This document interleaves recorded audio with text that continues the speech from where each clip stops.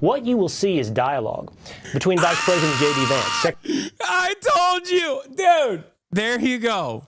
There you go. Oh, wow. Shocking. Oh my God. Let's move into now the state of affairs in the United States of America. And perhaps the stupidest version of events, the Trump administration, turns out, were texting on a group chat about how they were going to bomb Yemen. And they accidentally added the Atlantic's very own Jeffrey Goldberg into the group chat. Now, it's a suspicious set of circumstances considering who Jeffrey Goldberg is and the roles that Jeffrey Goldberg has played. I don't know if it's like literally an accident or they deliberately did this, but because they're so stupid, I assume it was a happy accident for them. Jeffrey Goldberg is a former IDF prison guard, the editor-in-chief of The Atlantic, and also has run cover for American foreign policy that, justified the invasion of Iraq through channeling the lies, repeating the lies that the American State Department was telling at the time.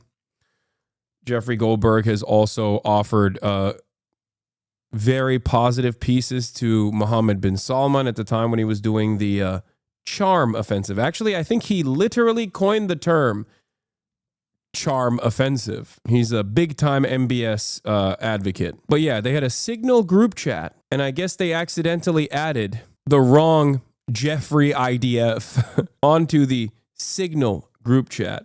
What's funny to me about the story is that The Atlantic is so obviously a core part of the pro-war propaganda apparatus that someone thought of adding the editor-in-chief to a Pentagon group chat.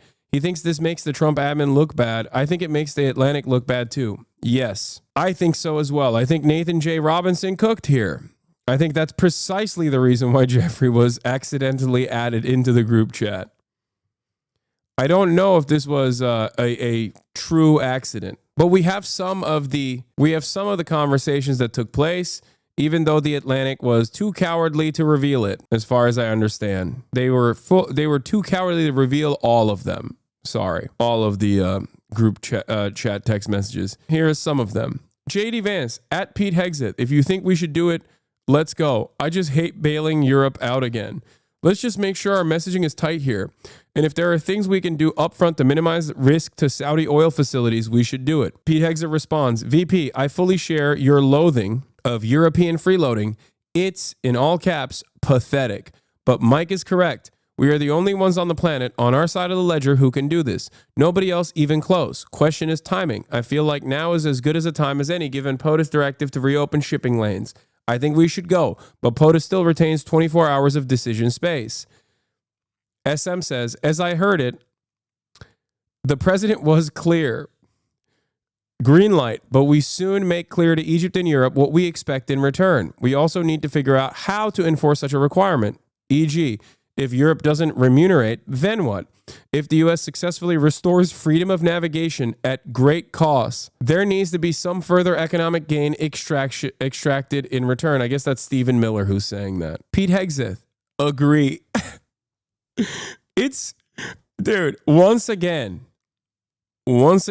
I find it so strange when this administration, due to its sheer incompetence or lack of interest in sheltering you from the truth because they have a gonna do about it attitude about it all, have revealed America's intentions that leftists like myself talk about all the time, and then everybody yells at me and says I'm a conspiracy theorist. It's hilarious that this has happened virtually every week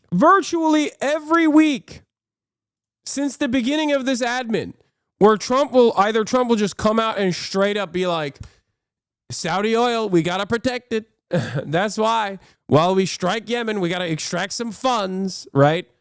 Or even in text messages like this, they're just so incompetent. Now, like I said, I don't know if this is truly an accident. But here are some more chat logs. News. Atlantic editor Jeffrey Goldberg reports that senior Trump administration officials mistakenly added into a single Signal group chat where they deliberated on strikes against the Houthis in Yemen. National Security Council spokesperson Brian Hughes says the text chain appears to be authentic. The group discussed planning for the bombings, current intelligence assessments, and debated whether to launch the military action. The chat, called Houthi PC Small Group, and was started by Mike Waltz, National Security Advisor, and included 18 members of the Principals Committee, the Vice President, the Secretary of Defense, National Security Advisor, Secretary of State, Stephen Witkoff, the GOAT, Director of National Intelligence, CIA Director, and Trump's Chief of Staff. The debate over the bombings includes VP Vance arguing against striking, saying only 3% of trade passes through the Red Sea. Ratcliffe, the CIA Director, weighing in story. Hegseth arguing that waiting a month wouldn't change anything. Goldberg says he didn't realize the chat was real until the bombings began on March 15th. Mike Waltz celebrated in the chat with multiple emojis. They also said, excellent, good start, Mike Waltz, fist, American flag, fire emoji. Good job, Pete and your team. The team in MAL did a great job as well. Great work, all. Powerful start. What's the argument for doing this on purpose? I get not trusting this journalist, but this text chain seems like almost exclusively a bad look for them. Occam's razor here seems pretty clearly to be their... I mean, because the text... You want to know why?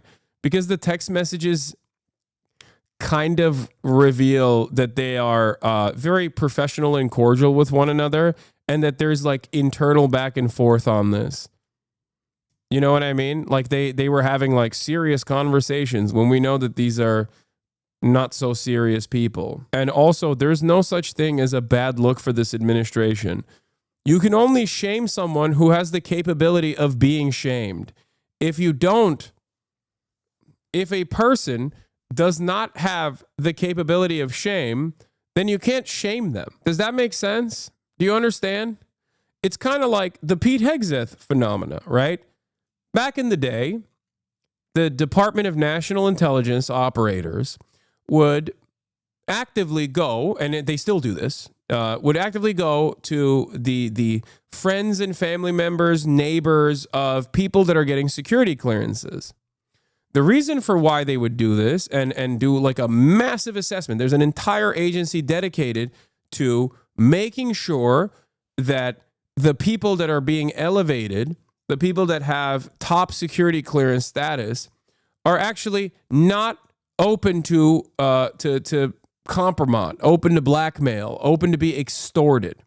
They would look through your finances. If you have a lot of gambling debt, for example, that creates an opportunity for a foreign actor to exploit that. You have financial issues, then someone can, you're more malleable. Someone can come in and say, oh, we're going to clear your gambling debt if you slide us some USBs with some top secret intelligence, right? That obviously doesn't matter. Look at Brett Kavanaugh. He is a Supreme Court of the United States justice now. But beyond that, they would look at whether or not you were a drunk, whether or not you had, done, for example. The reason why I'm using those two reasons, the reason why I'm bringing up those two factors here is because Pete Hegseth has done both. He is both an alcoholic and he has done. But there is no reason to fear that Pete Hegseth could ever be blackmailed because everybody knows that. And the administration says, what are you going to do about it? So it's no longer a weakness if your crimes are in full display and you are unblackmailable. Does that make sense? Do you understand what I mean? You can't blackmail someone who's shameless. That's how it is. This just in, editor-in-chief of The Atlantic, Jeffrey Goldberg, says he was accidentally texted war plans. Yeah, we literally just received this piece from The Atlantic, and in it, Goldberg writes, U.S. national security leaders included me in a group chat about upcoming military strikes in Yemen. I didn't think it could be real. Then the bombs started falling.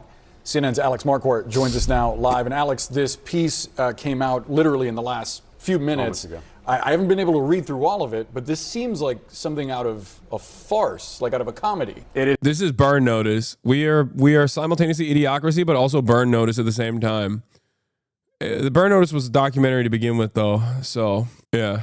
It's just stunning on so many different levels. And I understand why Goldberg didn't believe it was real, because it is just shocking in several different ways.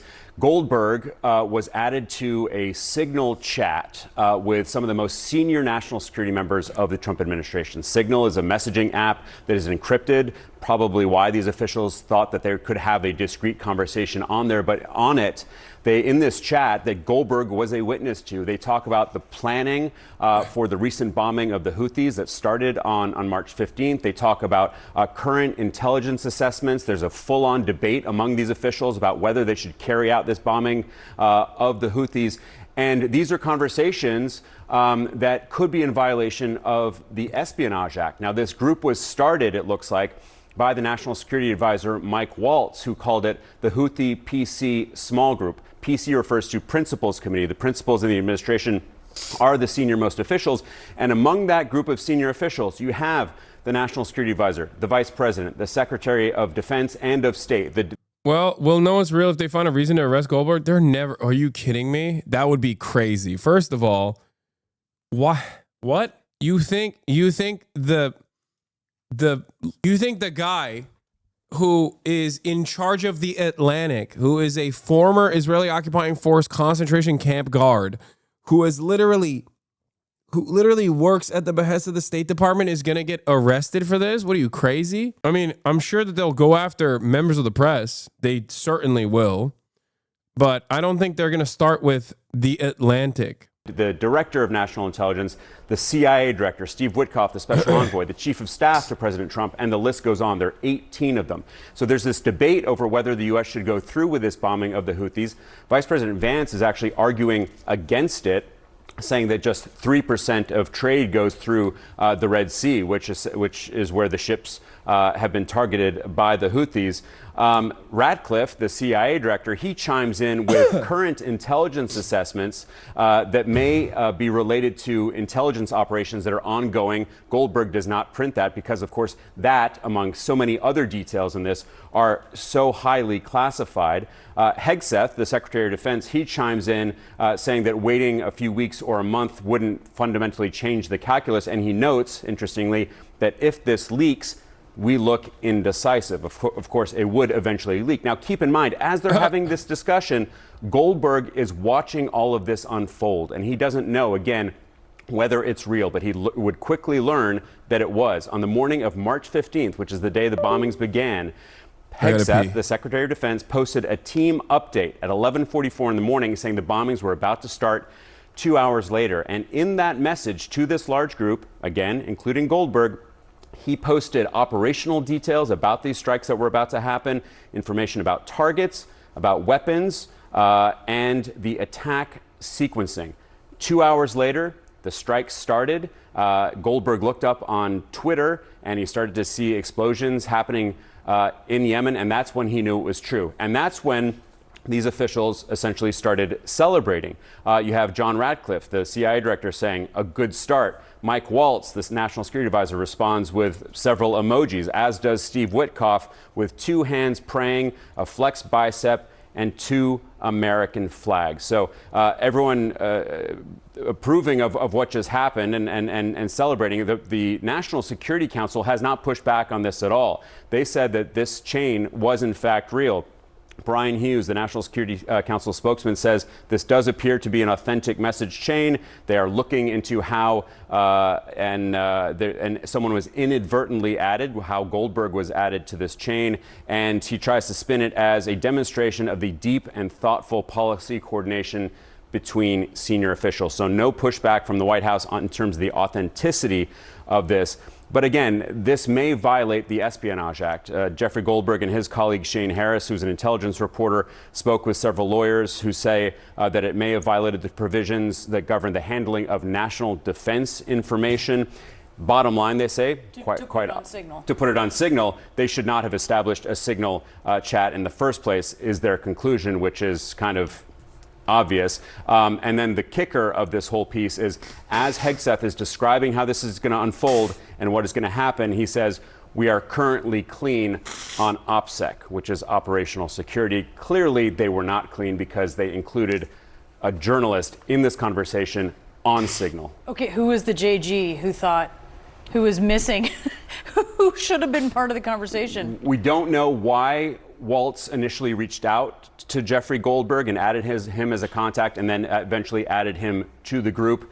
You're absolutely right. They probably thought they were adding someone else from within the administration who had a similar name. Why this mistake happened is just the first of a very long list of questions. Wow. Alex Marquardt, thank you so much for bringing us this reporting. Let's talk more about this with former Defense Secretary and former CIA Director Leon Panetta. Did you hear us talk about Hamdan Bilal? Pinned message. We covered Hassan Shabaz's assassination and Hamdan Bilal's lynch/kidnapping. This is why writing this stuff out and just like explaining it to people over and over again does not matter. Look, as I'm in the process of talking about it, there's still someone who's linking it. I know, man. We already covered it. Yes, of course I covered it. What do you think? Secretary, I'm reading the piece as we speak, and it's interesting because Goldberg writes that he had very strong doubts that this text group was real. I could not believe that the national security leadership of the United States would communicate on signal about imminent war plans. I also could not believe that the national security advisor to the president would be so reckless, he writes, as to include the editor-in-chief of The Atlantic in such discussions with senior U.S. officials. Secretary, what's your reaction to this reporting? Well, it's obviously a very serious mistake on the part of whoever included Goldberg in this highly classified chain of command messaging that went on that involved war plans. To have had somebody from the Atlantic on that chain, without question, was a serious mistake. And I hope the White House takes this seriously, because the last thing you want to do when you're talking about war. I hope they don't, because honestly, I love the incompetence. I hope they don't take it seriously. And I hope that they keep doing this. I hope that they keep accidentally adding journalists and real journalists, not Goldberg, who is a fake journalist, but simply a stenographer for the State Department. But instead they have like real journalists on there, that'd be sick. Of course, that'll never happen because I don't think that any real journalist is going to be a phone number, is going to have their phone number saved in the phone of Mike Waltz. War Thunder Discord in disarray after being outflanked by a drunk. Yeah. I have a suspicion that they meant to include Deputy Assistant to the President and Deputy Homeland Security Advisor Joshua Geltzer. Makes you wonder whether or not that it was done intentionally, because that level of incompetence is incomprehensible. It's a very weird situation because the administration is that stupid. I mean, dude, Pete Hegseth is a Fox News contributor. He's a weekend host, and now he is in charge of the DOD. Like it's weird because on the one hand, I'm like, "Whoa, was this a clever way to just like to do a show of force?" Because everything that you got from the leak itself is not all that surprising. Like it's stuff that you imagine them saying in public. So I look at it and I think to myself, like, when a leak like this happens, like who's doing the leaking is important. Is it a contentious adversarial reporter, or is it someone who has always played the role of going along with the American State Department's interests? And also, what information, more importantly than that, what information did we get out of this leak? And the information that we got out of this leak is just like, J.D. Vance being like, yeah, Europe, which is, maybe we shouldn't actually do this. They're debating being an isolationist, right? While also talking about how much they despise that Europeans are freeloaders of American security. Like that in and of itself is stuff that that is something that you would see in public. Yeah, Lolo is joking here. In my opinion, not enough slurs for it to be an unintentional leak. I know their asses are sending horrible gifts too. I'm not even joking. This is a joke, but I think this is also real. Pete Hegseth admits the Iran-funded Houthis narrative is a made-up talking point to sell the bombing campaign to the average feeble American John Doe. Fantastic. At 8:27, a message arrived from Pete Hegseth account. VP, I understand your concerns and I fully support you raising with POTUS. Important considerations, most of which are tough to know how they play out. Economy, Ukraine, peace, Gaza, etc. I think messaging is going to be tough no matter what. Nobody knows who the Houthis are, which is why we would need to stay focused on 1, Biden failed, 2, Iran funded. I will say I don't hate that they're so incompetent that we don't have to do any sort of serious journalism to figure out like what kind of group testing the former Vice President Dick Cheney had to do in order to sell the war in Iraq to the American population, as we found out after the fact. They just kind of reveal it voluntarily. They're like, yeah, Americans are stupid. How do we sell them another bombing campaign? That's right. We tell them, oh, it's Iran. They don't know who the Houthis are, but they're not going to have a lot of appetite for bombing yet another random country. So we'll just say it was Biden's failure. Any unauthorized release of classified information is a violation of the law and will be treated as such. Oh my God. Tulsi Gabbard is so interesting to me as the DNI. Like, this is her job now, right? The head of the, serving as the 8th director of national intelligence, right? Tulsi Gabbard is like pro Edward Snowden, but also simultaneously is saying it's so interesting. Hasan, İmamoğlu ve Türkiye gündemiyle ilgili en azından ufak bir konuşur musun? Ezgi'cim konuştum. Son 2 saattir hatta sadece Türkiye ile ilgili konuştum. Kaçırdın. Yeni bitti İmamoğlu konuşması. Interesting stuff. Our plans is to have a serious leak like this that could undermine the war plans, but also jeopardize lives. So I hope they take this seriously. What were you saying? Ain't no way he gets arrested? I doubt it. But I'd be shocked that they arrest him. They arrest an ally to the State Department for their own personal incompetence. Maybe. The Trump administration is so stupid that who knows, you know? What would that look like, Secretary? I think they would have to do a full investigation as to who included this name on that chain involving the highest officials in national security, from the president to the vice president to a secretary of defense, et cetera. How the name of a journalist was added to that list.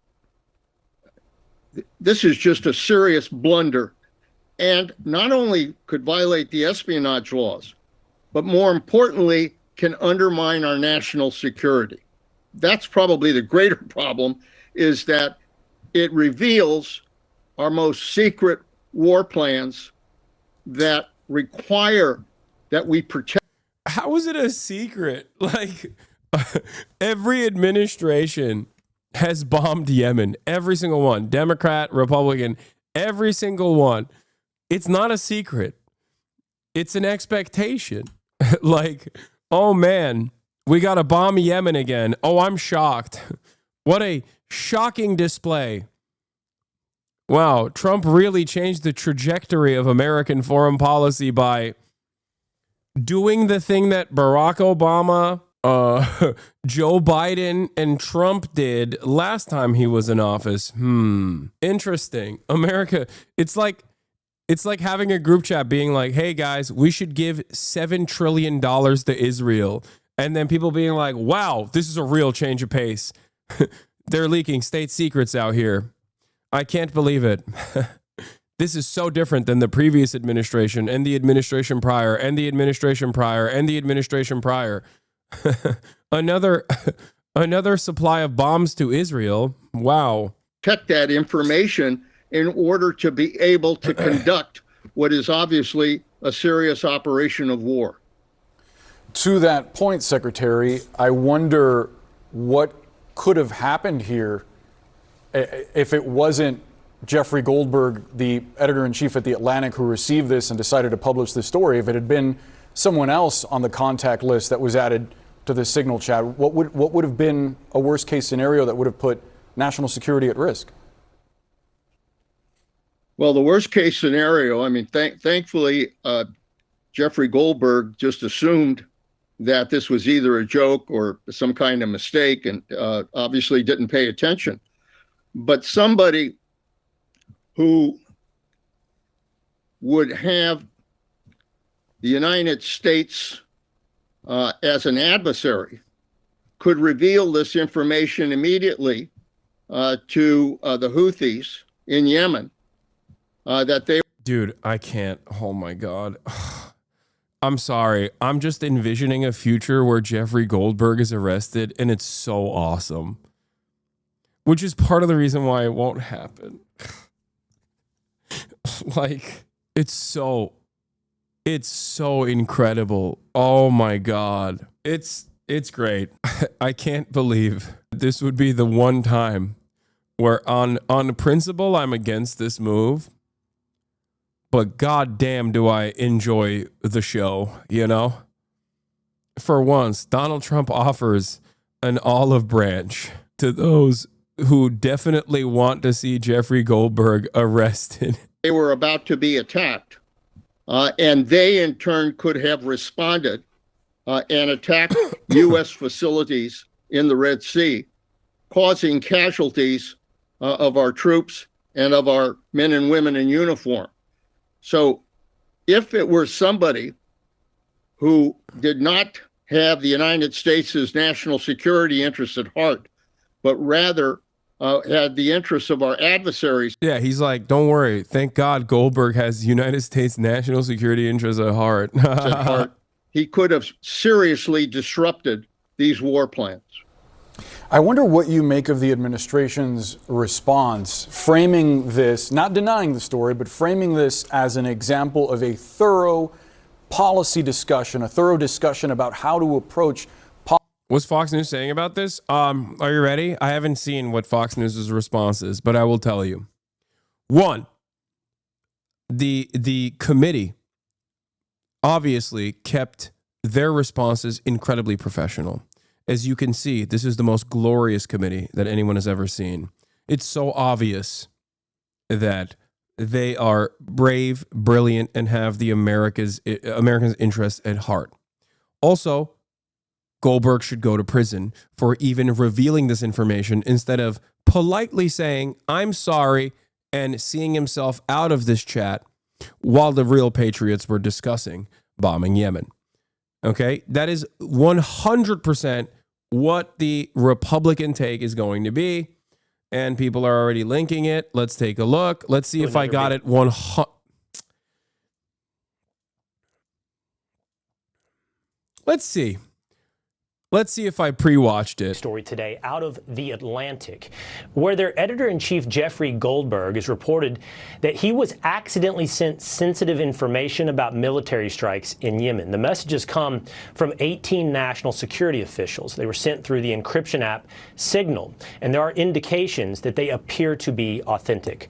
I think there are two takeaways from this story as of what we know Wow. Let's see what the two takeaways from this story are. Today. One, it is incredibly concerning that sensitive information would be sent with a journalist included in the thread. We can speculate, and there is reasonable, fair expectation that somebody like Jeffrey Goldberg was accidentally included under his initials, JG, when who was meant to be included was a trade chief, Jamison Greer.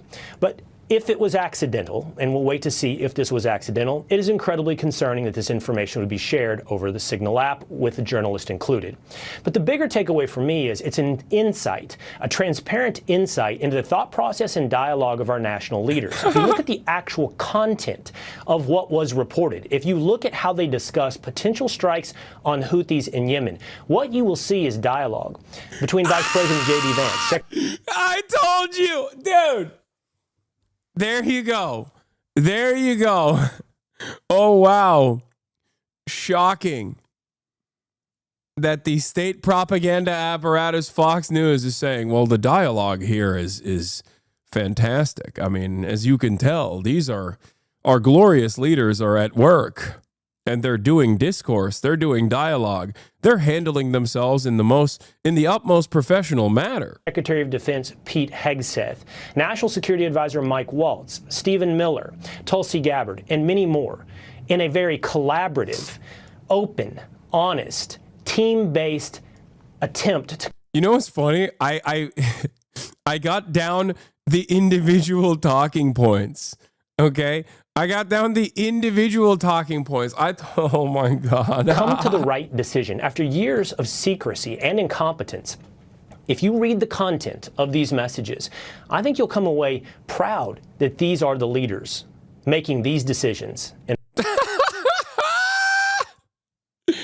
oh my God. Oh my God. I mean, come on. It's not even here, let's see what this one is. This is another one that you guys sent me. Now, I would think that there probably are worse people that you could text your secret plans to, but it appears that Goldberg has acted responsibly here in writing this article, and while he outs a lot of the process of what happened, he did not specifically publish. Yeah, this is what I mean. He didn't like the fact that he was included is embarrassing enough for the administration, but like the way he navigated this was the way he navigated this story made the administration look good. It gave him props for being here.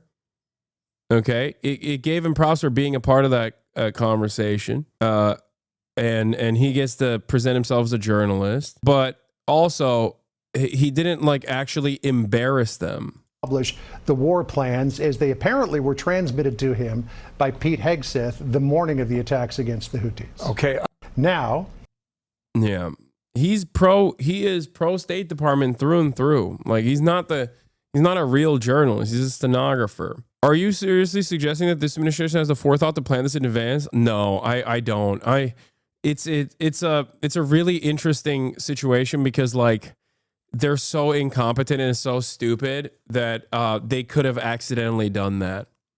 I mean, I'm serious. Like, I get it. I totally understand why this could be like this is a situation that could have gone a lot worse for the administration, and it was a happy mistake that they went with someone who was so pro Trump regime and just so pro Trump State Department.